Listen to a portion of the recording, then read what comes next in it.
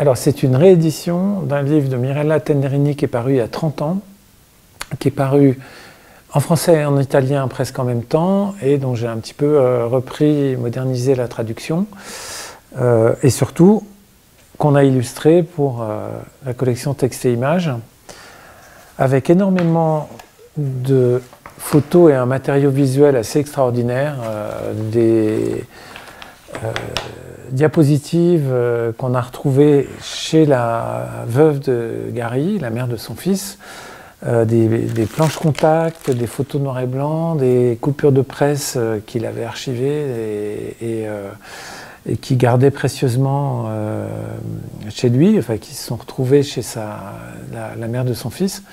Et donc on a mis en musique enfin mis en page tout ce matériau pour créer cette nouvelle édition du livre de Mirella Tenderini, avec d'une part ces photos qui sont très nombreuses, quelques dessins, des dessins qui sont probablement de son fils Lorraine, et puis des textes, des extraits des journaux de Gary.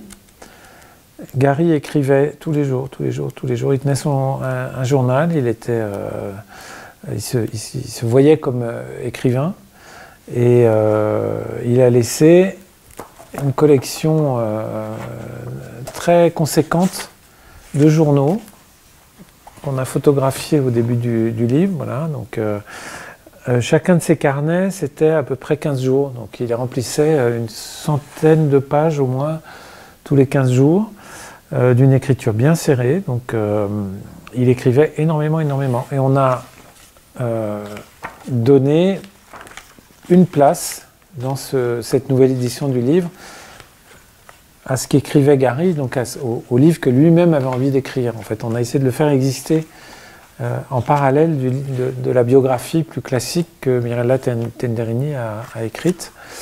Je vais essayer de retrouver des pages, voilà. Voilà, à l'occasion, donc Gary écrivait et puis il collait des images. Donc là, une image de la tête de taureau de Picasso, mais c'était une espèce de curiosité permanente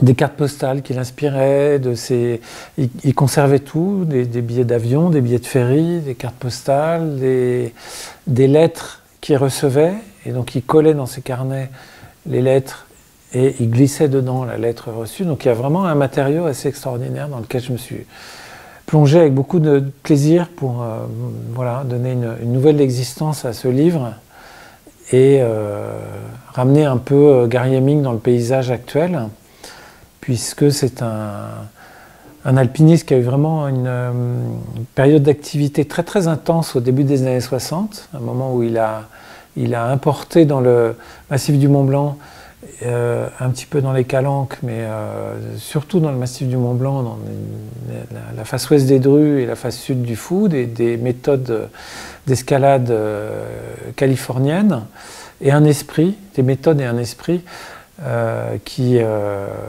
font que les voies qu'il a ouvertes, la directe américaine aux Drues, la face sud du Fou, restent des très grandes classiques aujourd'hui. Voilà. Donc c'est un personnage important de l'histoire de la montagne, dans une période de temps assez courte, vraiment la première moitié des années 60. Il a connu un moment de célébrité absolument extraordinaire en 1966, après le sauvetage des Drues. Deux Allemands se retrouvent coincés en haut de la face ouest des Drues. Les sauveteurs à l'époque, les secours héliportés, il fait pas beau, ils sont moins sophistiqués qu'aujourd'hui, donc c'est pas sûr qu'on pourra venir les chercher par la voie des airs. Et les caravanes terrestres, ils sont pas tout à fait au niveau pour aller faire la face ouest des Drues et dans des conditions de mauvais temps, et les rejoindre par le bas, par la voie d'ascension. Donc Gary met sur pied, avec ses copains grimpeurs de son niveau, dont René Desmaisons, met sur pied une équipe avec Lothar, avec François Guillot, Mike Burke, l'anglais, quelques autres. Il met sur pied une petite équipe dynamique, rapide, pour aller au secours de ces Allemands coincés en haut de la face ouest des Drus, et pendant que les secours classiques essayent de passer par la face nord et d'arriver par le haut pour rejoindre les deux Allemands coincés. Gary redescend de ce secours, et alors là il a une espèce de moment de célébrité totalement incroyable où il est accueilli par une meute de journalistes et qui sont fascinés par le personnage de Gary, qui incarne vraiment, avec sa taille, il fait 1m90, il a une tête de plus que tout le monde autour de lui, quasiment. Il a cet accent américain, il est le visage d'une nouvelle forme d'escalade, d'une façon d'aborder l'alpinisme. Il a un visage des beatniks, ces espèces de courants encore un peu mystérieux, ce milieu des années 60 qui arrive, qui débarque en France, qu'on est quand même 2 ans avant mai 68. Et Gary Heming catalyse tout ça. Voilà. L'été 66, il devient un personnage que les télés s'arrachent, la presse féminine, tout le monde veut le voir, l'interviewer. Et donc il a ce moment de célébrité qui vit pas forcément très bien. D'après Pierre Mazot, qui a été son ami très proche, il a eu du mal avec ce moment qu'il a projeté d'un instant à l'autre sur le devant de la scène.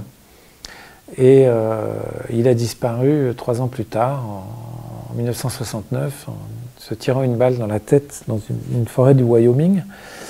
Et cette vie courte, intense, cette période vraiment qui colle presque jour pour jour avec les années 60. Il arrive en France en 1960 et il disparaît en 1969. Voilà. Et pendant cette période, Gary incarne finalement une espèce d'arrivée des Californiens en Europe par la montagne, de cristallisation autour de ce mouvement hippie, beatnik, on ne sait pas très bien, ça arrive de Californie, ça fume du LSD, ça prend du LSD, ça fume, ça boit, ça drague, et Gary catalyse et devient le visage de tout ça. Voilà.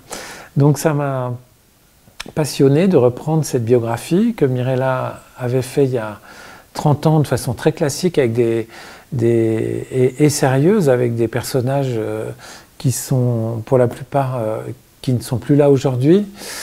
Et donc elle a fait un travail qui restera très probablement indépassable, et repartir de ce travail et de ce texte et lui donner une nouvelle existence dans cette collection texte et images avec tout ce matériau venant de Gary lui-même. Voilà, c'est un beau projet et on est vraiment très heureux de l'avoir mené à bien et d'avoir trouvé quelques pépites et notamment, pour commencer, d'avoir retrouvé la femme qui a partagé sa vie et qui est la mère de son fils et qui vit toujours à Grenoble, Claude Gergenton, qui a été formidable, fatiguée, malade, âgée, mais très accueillante et très heureuse de redonner une vie à Gary, en ouvrant, en nous donnant accès à toutes ces archives, à ces boîtes de diapos dans lesquelles on a retrouvé